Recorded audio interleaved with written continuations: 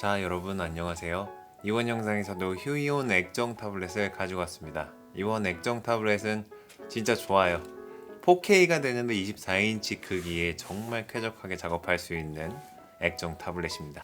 이렇게 열어보면 구성품이 들어있습니다. 자, 이거 본체인데 이렇게 비닐 안에 쌓여있어요. 그리고 보호 비닐을 쫙 뜯으면은 에칭 처리가 돼서 불투명한 모니터가 딱 나옵니다. 간단하게 타블렛을 세울 수 있는 발이 두 개가 있는데 이거는 이쁘게 생기기는 했는데 생각보다 활용도는 좋지는 못한 것 같아요. 그리고 중간 부분에 배사홀이 있는데 이거는 모니터암을 장착할 때 반드시 필요한 나사 구멍이죠. 후면 위쪽에 케이블이 연결이 되는데 DP 단자랑 HDMI 단자랑 USB-C 타입 그리고 DC 케이블, 전원 케이블이 들어가는 구조로 되어 있습니다. 오른쪽 상단에 켜고 끌 수 있는 버튼이 있습니다. 측면에는 USB 단자 2개랑 2.0 그리고 옥스 단자가 하나가 있어요. 여기 끼면은 음성을 들을 수가 있는 거죠. 베젤도 굉장히 얇은 편이고 화면도 굉장히 넓습니다. 레터링이 되게 깔끔하게 들어가 있어요. 이제 세부 구성품을 한번 확인해 보도록 할게요. 일단 장갑, 그리고 설명서, 그리고 액정 닦기, 그리고 KD100 이거는 이제 단축키 기어죠. 그리고 이 타블렛의 가장 중요한 부분이라고 할 수 있는 타블렛 펜슬입니다. 펜테크 3.0 적용된 이후로 굉장히 만족하고 있는 펜이에요. 그리고 휴이온 시리즈에서 처음으로 펠트심이 포함이 됐습니다. 24 4K를 출시하면서 펠트심을 같이 출시한 것 같아요.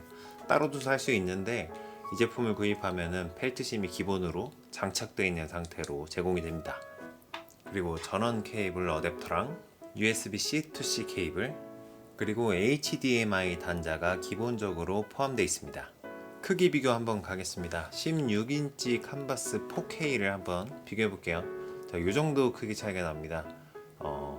생각보다 별로 안 나네 라고 생각하실 수 있는데 근데 이 정도 차이라면 작업할 때 확실하게 쾌적성에서 조금 차이가 생겨요. 손을 얼마만큼 자유롭게 얹어 놓을 수 있느냐 이 부분에 따라서 쾌적함이 조금씩 달라지는데 확실하게 24 4K가 훨씬 넓어서 작업할 때 훨씬 쾌적하게 작업을 했었습니다. 아이패드 프로 12.9인치랑 비교를 해보면 훨씬 더 크기가 크다는 걸 체감할 수가 있어요. 이 정도 크기 차이다 라고 생각해 주시면 되겠습니다. 자, 그럼 기본 발판을 사용해서 책상 위에 올려놨을 때는 어떤 느낌인지 한번 볼게요. 자, 이런 느낌입니다. 그래도 아예 거치대가 없는 것보다는 각도가 서 있는 편이에요. 완전히 누워있지는 않습니다. 쓸만하게 사용을 하려면 따로 판매하는 거치대를 구입하시거나 모니터 암을 구입하셔서 사용하시는 게 좋을 것 같습니다. 그리고 타블렛을 연결할 때 사용하는 케이블이 두 가지가 있는데요. 첫 번째는 HDMI 케이블과 그리고 DP 케이블이 있습니다. 여러분들이 작업을 쾌적하게 하시기 위해서는요, HDMI 케이블보다는 DP 케이블을 따로 구입해서 사용하는 것이 좋습니다. 기본적으로 제공하고 있는 HDMI 케이블을 사용하시면 화면의 주사율이 30Hz 안쪽까지밖에 나오지를 않거든요. 하지만 DP 케이블을 연결을 하면은 헤르츠가 60Hz까지 지원이 됩니다. 주사율이 높을수록 펜으로 그림을 그릴 때 훨씬 빠르고 부드럽게 느껴지겠죠? 다만 단점이라면 DP 케이블은 기본적으로 제공하는 케이블이 아니라서 따로 구입을 하셔야 되는 겁니다. 그래서 이 제품을 구입을 하실 때는요, 반드시 DP 케이블을 따로 구입을 하셔서 사용하시는 것을 권장드립니다. 자, 이제 유격 테스트 한번 보실게요. 캔버스 프로 24 4K를 글씨로 한번 써봤는데요. 자, 이렇게 거의 펜촉 끝에 글씨가 딱 붙어서 써지는 것을 확인할 수가 있죠.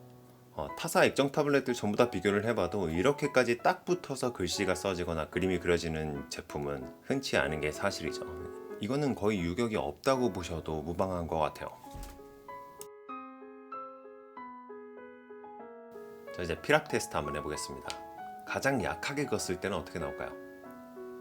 이렇게 잘 나오는 것을 확인할 수가 있습니다. 타블렛 펜은 정말 얇은 선을 그었을 때 어떻게 나오느냐에 따라서 펜의 성능이 달라진다라고 말씀드렸었죠. 근데 이거는 두말할 거 없습니다. 정말 얇게 걷을 때 잘 나오고 약간 힘을 줬을 때는 당연히 잘 나오겠죠. 옆으로 미는 선 했으니까 아래로 내리는 선도 한번 테스트를 해볼게요. 이거는 긋는 사람에 따라서 약간씩 느낌이 달라지기는 하겠지만 어쨌든 힘을 받으면 받는 대로 빼면 빼는 대로 선이 잘 나오는 걸 확인할 수가 있어요. 그러면 얇게 들어가서 얇게 빠지는 선은 어떻냐? 좋습니다. 그냥 좋아요. 좋다고 보시면 돼요. 완전히 두꺼운 선에서 얇은 선 빼는 능력도 굉장히 좋고요. 이렇게 먹선 칠 때도 굉장히 효과적으로 잘 작업을 할 수가 있습니다. 반응 속도도 굉장히 빠릅니다. 보시죠? 빨라. 그리고 이번에는 반응 속도와 필압, 유격 이 세 가지를 한 번에 확인하기 위해서 간단하게 그림을 한번 그려볼게요. 발이형은 주인공 우레랑 바리를 한번 그려보도록 하겠습니다. 펜이 움직임에 따라서 선이 어떻게 그어지는지를 확인하시면은 이 반응 속도가 얼마나 좋은지를 바로 체감하실 수가 있을 겁니다. 이거는 그림 그리는 속도가 1대1 속도로 영상이 나오고 있는데요. 빠르게 움직이면은 빠르게 움직이는 만큼, 그리고 천천히 움직이면은 천천히 움직이는 만큼 반응 속도가 제대로 따라와 주는 것을 확인할 수가 있고요. 그리고 선이 그어졌을 때 펜 쪽 끝에서 딱 선이 그어지는 느낌이 있어요. 수작업 펜 쪽에서 먹물이 나오듯이, 아니면 붓에서 먹이 이렇게 나오듯이 이렇게 진짜 그런 느낌으로 그림이 그려지는 느낌이 듭니다. 그래도 손을 너무 빠르게 움직이면은 이런 느낌이 좀 덜하겠죠. 왜냐면은 그래도 반응 속도가 제한이 있으니까요. 자, 그럼 이제 스피드 페인팅을 하면서 액정 타블렛에 대해서 조금 더 자세하게 이야기를 해보도록 하겠습니다. 스피드 페인팅은 스케치부터 시작해서 인물 펜터치, 배경 펜터치, 캐릭터 컬러, 배경 컬러 이렇게 순서로 진행을 하고요. 일단 타블렛을 사용하다 보니까 예상했던 것보다 장점이 훨씬 더 많은 타블렛이었다고 느꼈습니다. 해상도부터 한번 설명을 드리자면 정말 높은 해상도를 가지고 있습니다. 아무리 가까이서 들여다봐도 픽셀을 느끼지 못할 정도로 굉장히 높은 해상도를 가지고 있어요. 그래도 16인치보다는 픽셀이 당연히 크겠지 했는데 전혀 그렇지가 않았습니다. 모니터에 퀀텀 닷 기술이 들어갔다고 했는데 아마 그 기술 덕분인 것 같아요. 그래서 멀리서 봐도 선명, 가까이서 봐도 선명한 화질을 보여줄 수가 있습니다. 그리고 sRGB 140%를 지원을 하고 HDR 기술까지 지원을 해서 일러스트 하시는 분들도 거무튀튀한 액타 말고 화사한 캔버스 프로 24 4K면은 좋을 것 같아요.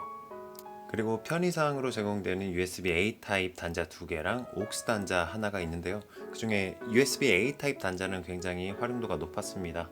C 타입이랑 A 타입이랑 지금 과도기에 있는데 이제 그런 부분들을 충족시켜주는 굉장히 괜찮은 포트 구성이라고 생각을 했고, 근데 aux 단자 같은 경우는 헤드셋을 연결해서 들었는데 음질이 별로예요. 그래서 음악은 컴퓨터에 직접 연결해서 듣는 걸로 하면 좋겠습니다. 그리고 펜 성능 같은 경우에는 펜타크 3.0이 적용된 가장 높은 버전인 PW517 펜이 장착되었습니다. 16인치와 비교했을 때 더 빠르고 쾌적하게 그려지는 느낌인데요. 아마도 이거는 모니터 주사율 때문에 그런 것 같아요. 그리고 SNS를 통해서 노출되는 펜 촉의 길이를 조금 더 길게 해주면 어떨까 하는 의견을 받았는데요. 펜 촉의 길이가 조금 더 길어지면 물리적인 자 같은 거를 사용하기도 좋고, 저 같은 경우에는 펜을 많이 기울여서 사용하기 때문에 노출되는 펜 촉의 길이가 길어지면 훨씬 더 안정적으로 기울여서 사용을 해도 괜찮지 않을까 하는 생각이 들어요. 아니면 애플 펜슬처럼 아예 삼각형으로 점점 두꺼워지는 형태도 좋지 않을까 생각을 해봅니다. 물론 지금도 좋고요. 자, 이제 발열에 대해서 한번 이야기를 해보도록 할게요. 발열은 생각보다 많이 잡혀있는 편입니다. 근데 연속 사용으로 2시간을 넘어가게 되면 조금씩 발열이 느껴지기 시작합니다. 거기에다가 마감을 하다 보면 이틀 3일 연속으로 타블렛을 끄지 않고 연속 사용하는 경우가 있죠. 그럴 경우에는 조금 더 타블렛이 따뜻해지는 것을 느낄 수가 있습니다. 이걸 수치로 한번 표현을 해보면요, 0에서 10까지 한번 표현을 해볼게요. 0이 슈퍼 쾌적이고 10이 더 이상 못 해먹겠다 정도라고 한다면 평균적으로 1에서 2 정도로 왔다 갔다 하고 장시간으로 사용했을 때는 3 정도까지 올라간다고 보시면 될 것 같아요. 대체로 쾌적한 상태로 작업이 가능하고, 그리고 약간 더 따뜻해지면은 약간의 손난로 기능을 수행할 수 있는 정도로 온도가 높아집니다. 근데 다한증이 있거나 쉽게 손에 땀이 나시는 분들은 발열 때문에 영향을 받을 수도 있지 않을까 하고 생각을 해봅니다. 그리고 작업 영역 같은 경우는 굉장히 넓습니다. FHD 24인치 액정 타블렛을 사용을 할 때에는 작업 영역이 넓기는 하지만 이상하게 한 영역에서만 그림을 그렸었거든요. 근데 UHD 4K 24인치 액정 타블렛을 쓰니까 확대를 안 해도 선명하고 고정 화면으로 해도 다양한 곳을 한 번에 묘사가 가능해지더라고요. 선명하기 때문에 그렇게 되는 것 같아요. 자연스럽게. 그리고 광시야각이라서 웬만한 각도에서 봐도 선명함을 유지합니다.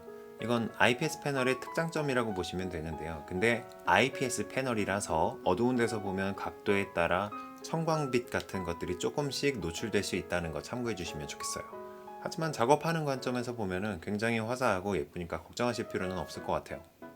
자, 그럼 이렇게 물어볼 수 있을 것 같습니다. 칸바스 16 프로를 사는 게 좋을까요? 24를 사는 게 좋을까요? 둘 다 4K니까 둘 중 아무거나 선택을 해도 되겠죠. 근데 이렇게 물어보신다면 저는 이렇게 답변을 드릴 수 있을 것 같습니다. 자금의 여유가 있고 작업하는 곳이 딱 한 공간으로 정해져 있다면 24 4K를 사는 게 맞고요. 돌아다니거나 아니면은 컴팩트한 사이즈를 원하거나 자금이 충분하지 않다거나 할 때에는 16 4K를 사시면 되겠습니다.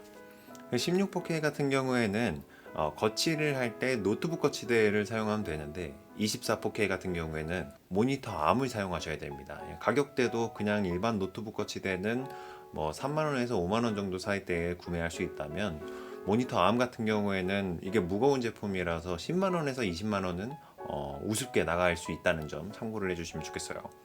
자, 이제 단점이랄까 아쉬운 점이랄까 한번 얘기를 해보도록 할게요. 왜 케이블 연결선이 위에 있는지 모르겠습니다. 정말 아쉬워요. 디자인적인 면으로 굉장히 심플하고 예쁜데 이 케이블이 말아먹었습니다.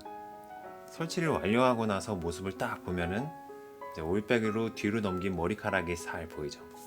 그리고 이렇게 튀어나온 케이블들이 이렇게 모니터를 움직이거나 좀 이렇게 눕히거나 올릴 때 은근히 신경이 많이 쓰입니다. 이거 휘면 어떡하지, 뽑히면 어떡하지, 이런 걱정들이 은근히 많이 들어요. 그래서 이런 부분은 조금 단점이지 않은가 하고 생각이 들고요. 그리고 편의 기능으로 제공이 된 USB 꼽는 포트 역시 좀 생각보다 많이 바깥쪽으로 튀어나와 있어요. 그래서 USB를 꼽거나 아니면 케이블을 꼽거나 했을 때 약간 거추장스럽습니다. 이것도 역시 움직이면서 공간이 좁은 곳이다 하면은 벽에 걸릴 수도 있고 아니면 옆에 있는 모니터에 걸릴 수도 있고 할 수 있는 부분이기 때문에 케이블도 위에서 안쪽으로 조금만 더 집어 넣어주고 USB도 바깥에서 안쪽으로 조금만 더 넣어줘서 노출되는 부분을 없앴으면 어땠을까 하는 아쉬움이 남습니다. 물론 디자인 면에서는 다소 아쉬운 부분이 있기는 했지만 그래도 전체적으로 높은 완성도와 높은 성능을 가진 타블렛임은 틀림없다고 생각하고요. 그리고 와콤에 필적 가능한 유일한 브랜드가 아닐까 하고 생각을 합니다. 이제 펠트심까지 지원이 가능해졌으니까 닳지 않는 알루미늄 펜촉도 출시해 주셨으면 좋겠다는 사심을 표현하면서 리뷰를 마칩니다. 이 가격에 이 품질 아무 데서나 못 삽니다. 어서 들어와요. 이만 그로우였습니다. 고맙습니다.